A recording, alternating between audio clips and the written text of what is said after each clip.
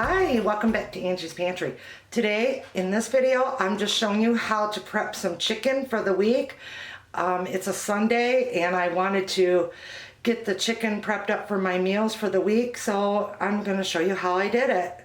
Real easy. Now, I'm not going to be talking through it. It's just going to be kind of like a where you watch and see how I do it. So, let's check it out. And by the way, in the comments below, let me know your favorite chicken recipe, whether it be chicken fajitas or chicken pot pie or chicken alfredo, chicken salad.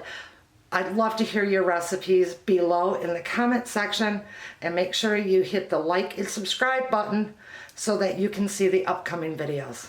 All right, let's get busy seeing how I prepped my chicken for the week.